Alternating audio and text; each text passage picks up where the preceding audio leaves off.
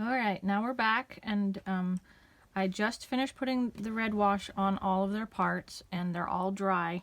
Before I cook this layer on, I am going to start their lip undertones and some of their creases on their face. I like to build these up slowly so I don't have to do it in one big move.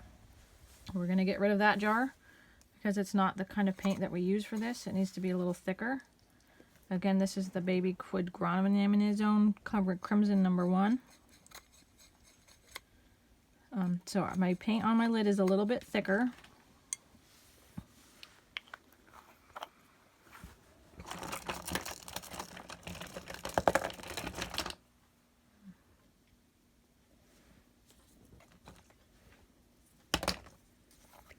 And I'm going to add a little bit of, I think this is eyelid purple, just to give it kind of a maroony color and not the bright red. Alright. So this is the paint we're going to use on these three.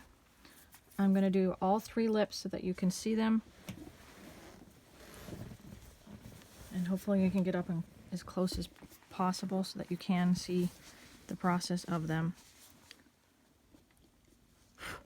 Alright. These are the three brushes I'm going to use. This is my detail brush that I dip in the paint. And these two are blending brushes that do not go in the paint, but I use to help cover, smear the paint to the creases where it needs to go. Alright, so I'm going to take some of this driest paint, I don't want it too wet, and just get the tip of my brush covered in it. Now on these tiny lips, I'm going to start with one tiny half at a time on the top. Kind of follow that top line.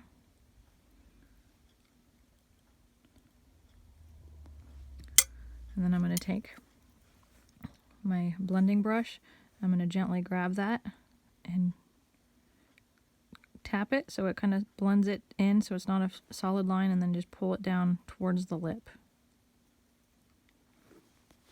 And then I'm going to turn the head enough so I can get to this side.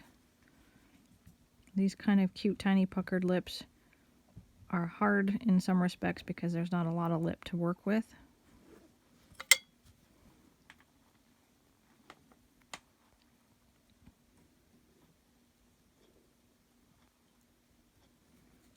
Again, I'm going to gently tap it so that it blends it, so it kind of smears it and not makes a solid line.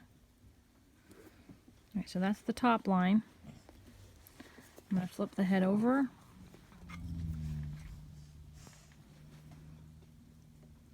And then I'm going to do the bottom line.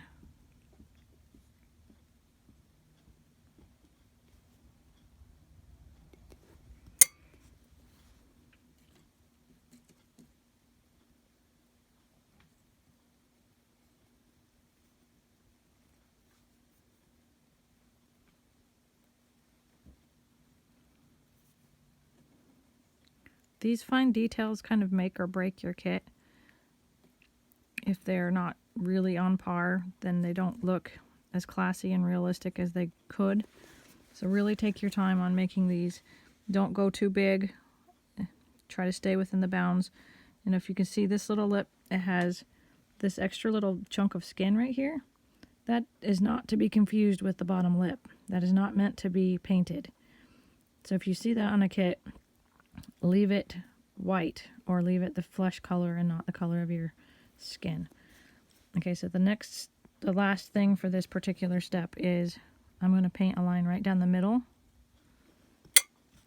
and then I'm going to reach in and I'm going to kind of tap it and pull it towards the bottom of the lip, and that helps fill in the color. Now on the top I'm going to do the same, except that I'm going to avoid this center milk bump area so that it can look more pale. You don't want wet paint to pool up in there, so you don't want to leave these little wet chunkies in there.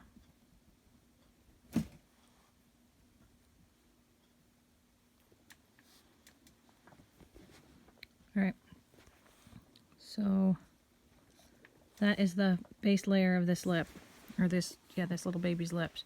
So the next thing I'm going to do on this baby before I cook her is then I'm going to start the creases and shading up inside her nose.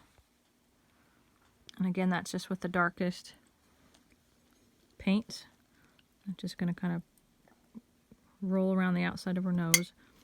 And then I'm going to use the long skinny brush to go in there and gently kind of smooth it out so it's not pooling in there.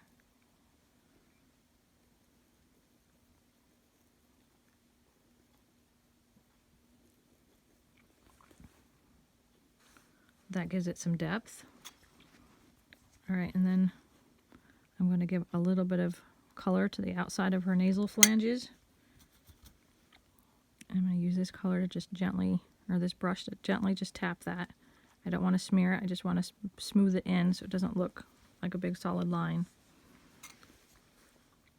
And again on this one.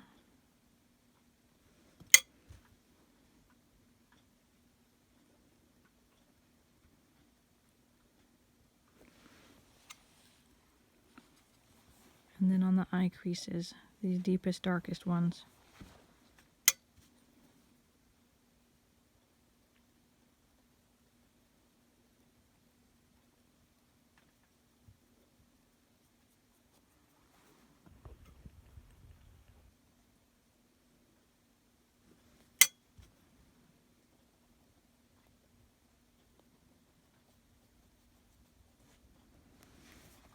Okay. So this little one is ready to be done with this particular step. She can be cooked, and then we'll build up on these layers in a minute, or in the next batch. Alright, move on to baby number 2, little Caleb. He's got more relaxed lips. The same process. We're going to outline that. I'm right-handed, so I'm going to do the left side of his top lip first.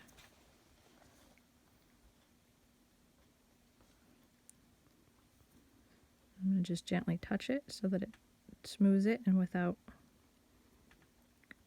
smearing it up towards the top of the lip, but takes away that stiff line.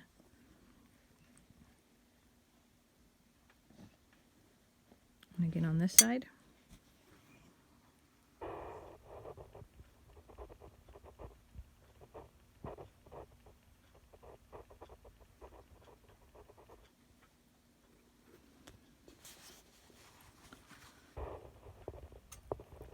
On his little bottom lip. I don't really see a completely clearly defined line, so I have to kind of wing this one. I can see some lines in there, but I'm just kind of guessing where they stop.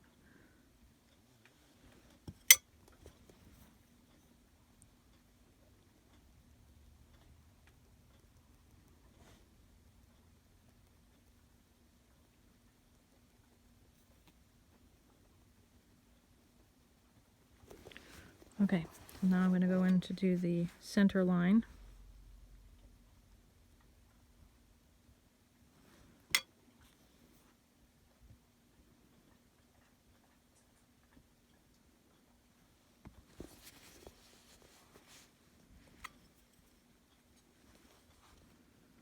And again on this guy, I don't want to do that little milk bump spot in the top of this lip, so we're going to kind of outline it so I know to leave that part a little bit lighter.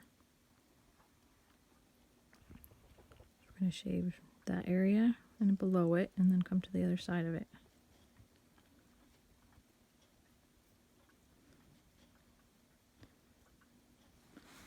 Alright, so there's the little lips.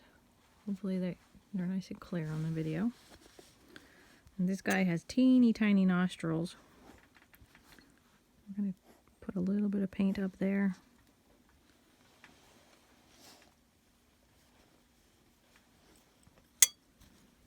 My long brush is going to help smooth that out.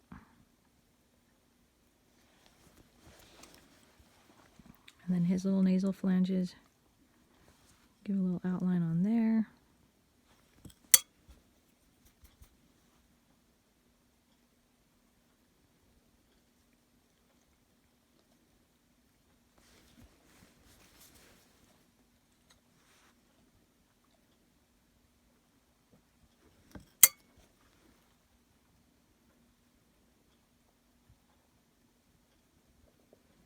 This creates the depth on the face, that creates the shadows.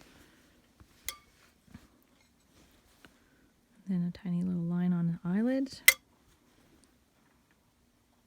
Blending that in so it's smooth and not a solid streaky line.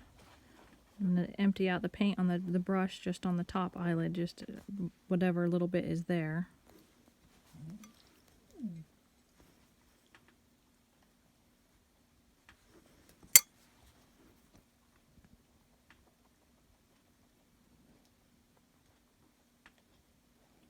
Again on this side. I don't know if you can see this on the camera, but I must have touched it, and there is a little fingerprint right here in this red spot. I'm going to leave that there. It looks just kind of like a birthmark, so I don't think... Can you see the fingerprint?